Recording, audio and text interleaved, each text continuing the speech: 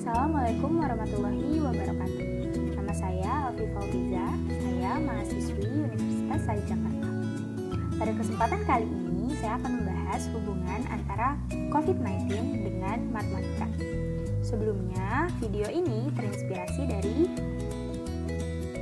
dan ini. Sebelum kita membahas lebih detail tentang hubungan antara matematika dan juga COVID-19, kalian pasti tahu kan apa itu COVID-19?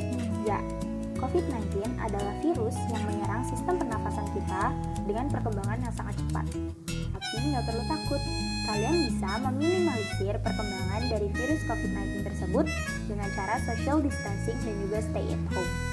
Kenapa sih kita harus stay at home? Padahal kan stay at home itu bosan, kita nggak bisa ketemu teman-teman, nggak bisa kuliah, nggak bisa sekolah, bahkan kerja pun dari rumah. Tapi kalian tahu nggak sih teman-teman, kalau misalnya social distancing itu berpengaruh sangat besar loh untuk perkembangan dari virus corona tersebut. Nih, aku kasih ilustrasinya ya. Contohnya, kita punya dua grafik. Grafik pertama terjadi apabila kita tidak melakukan social distancing atau stay at home. Sedangkan grafik yang kedua jika kita melakukan stay at home dan social distancing. Di grafik yang pertama terdapat dua sumbu X dan juga sumbu Y. Sumbu X ini berfungsi untuk menunjukkan durasi atau waktu terjadinya suatu wabah. Sedangkan sumbu Y berfungsi untuk menentukan jumlah dari kasus tersebut. Grafik yang pertama kita bisa lihat bahwa perkembangannya sangat cepat. Jumlah kasusnya sangat cepat dengan durasi waktu yang relatif lebih sebentar. Sedangkan untuk grafik yang kedua, kita lihat perkembangannya sedikit lebih rendah.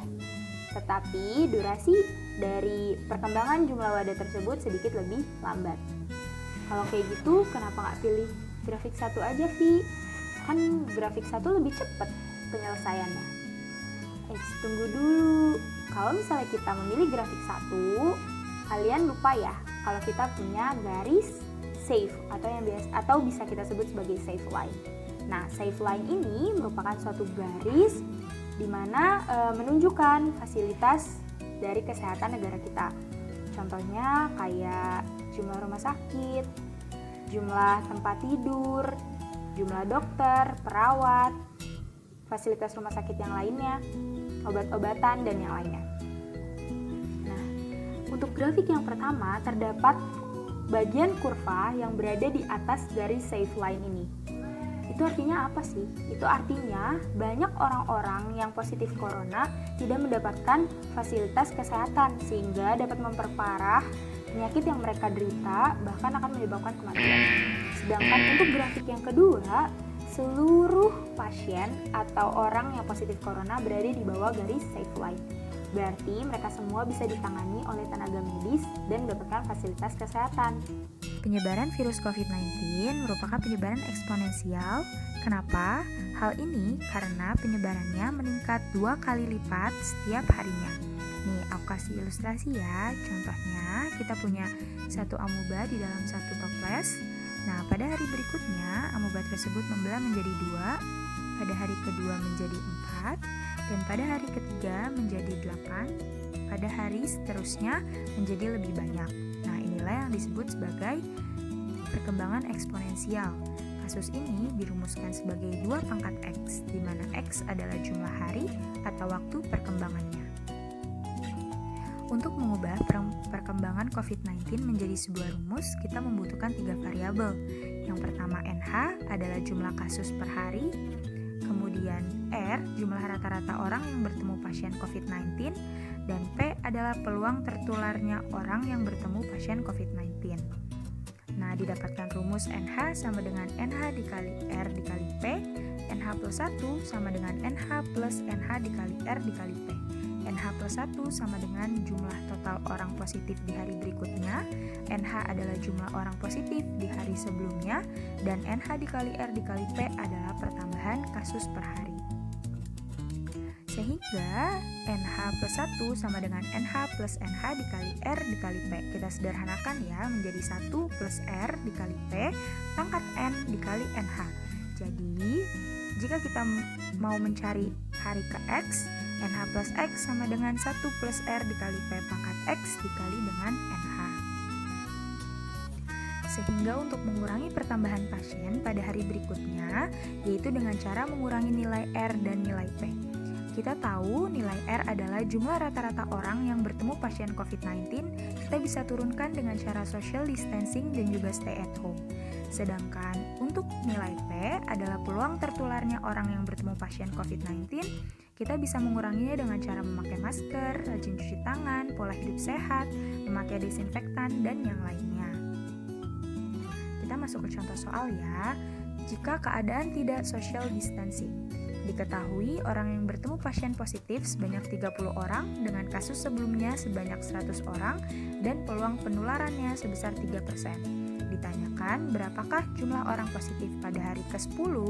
Nah, kita tahu kita punya R 30 orang, punya P 3%, NH 100 orang dengan X hari ke-10. Maka R dikali P sama dengan 0,9. Maka NH plus X sama dengan 1 plus R dikali P pangkat X dikali NH. NH 10 sama dengan 1 plus 0,9 pangkat 10 dikali 100. Nah, NH 10 kita dapatkan 61.311 orang. Nah, jika keadaannya social distancing, setelah diberlakukan PSBB dan stay at home, diketahui orang yang bertemu dengan pasien positif corona menurun menjadi 5 orang per hari dengan kasus sebelumnya sebesar 100 orang dengan peluang tertular yang sama yaitu tetap 3%. Nah, tentukan jumlah pasien positif pada hari ke-10. Kita punya R 5 orang, P 3%, NH 100 orang dengan X hari ke-10, maka R dikali P sama dengan 0,15. Nah, NH plus X sama dengan 1 plus R dikali P pangkat X dikali NH. NH 10 sama dengan 1 tambah 0,15 pangkat 10 dikali 100, maka NH 10 didapatkan sebesar 405 orang. Teman-teman lihat kan, perkembangannya itu sangat berbeda ya. Kita lihat grafik yang jika kita tidak melakukan social distancing, kita lihat hasilnya itu sangat-sangat besar ya. Sedangkan kalau misalnya kita melakukan social distancing atau stay at home, hasilnya itu lumayan menurun, bahkan sangat jauh ya, dari yang pertama kita dapat ribuan, kemudian kita dapat cuma ratusan. Nah, berarti ini penting banget ya untuk social distancing dan juga stay at home. Saat ini pemerintah memberlakukan new normal. Kenapa pemerintah melakukan new normal? Karena saat ini pemerintah dihadapkan oleh dua kepentingan yang sama. Pertama, yaitu ekonomi negara kita, dan yang kedua, yaitu kesehatan masyarakat. Sebelum kita memberlakukan new normal, ada beberapa persyaratan yang harus kita penuhi. Yang pertama, yaitu angka penularan infeksi reproduksi efektif atau RT berada di bawah angka 1 minimal 2 pekan. Yang kedua, yaitu sistem kesehatan yang memadai, yakni dapat menangani apabila terjadi kenaikan kasus baru. Yang ketiga, yaitu sistem pengawasan dapat mendeteksi dan mengidentifikasi kenaikan jumlah kasus baru setelah diberlakukannya new normal. Pun kita sudah memenuhi persyaratan untuk melakukan atau memberlakukan new normal, tetapi terdapat dampak-dampak negatif dari new normal itu sendiri. Yang pertama, yaitu tenaga medis akan bekerja lebih keras. Yang kedua, banyak pasien yang tidak ditangani secara maksimal.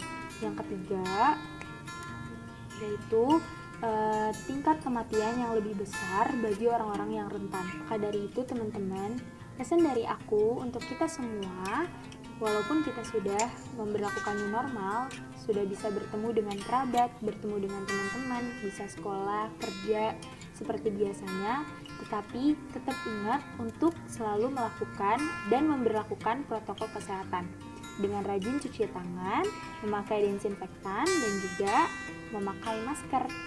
Tetap social distancing dan physical distancingnya ya teman-teman, karena kita nggak tahu kan dari mana saja virus itu datang. Sekian video dari aku, kurang lebihnya aku mohon maaf, semoga bisa bermanfaat untuk semuanya. Wassalamualaikum warahmatullahi wabarakatuh.